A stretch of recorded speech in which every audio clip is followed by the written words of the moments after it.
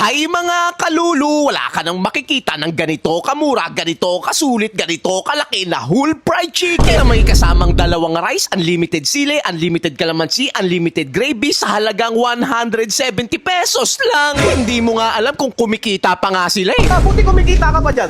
Ano sir sa amin presyong pangmasa lang talaga to, mabilisan. Kahit maliit ang tubo, maramihan naman ang customer. Yes, No? Dito lang yan kay Sheila's Whole Fried Chicken. Umuubos lang naman sila ng libo-libong piraso ng manok sa isang araw na talagang pinupuntahan at binabalik-balikan ng mga tao dahil mura na, masarap pa.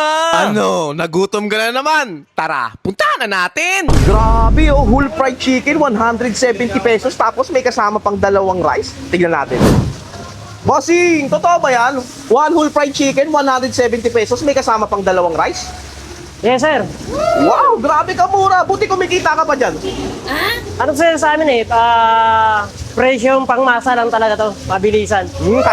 Kahit maliit ang tubo, maramihan naman ang customer. Yes, No? sir. Sige nga bossing, pa-order nga ako ng isang whole fried chicken na may dalawang rice. Grabe, ang laki ng fried chicken nila dito. Tuwing na oras kayo nag-open dito at saka nagsasara bossing.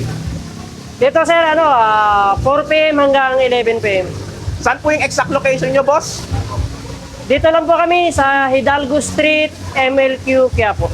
Yon, sige bossing, tikman natin yung whole fried chicken mo na may dalawang rice. Grabe, ang laki oh. Kita mo naman oh.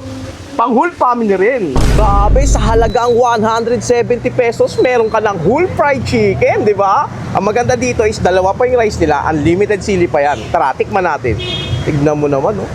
Napakalaki niyan oh. Gano'n. Wow.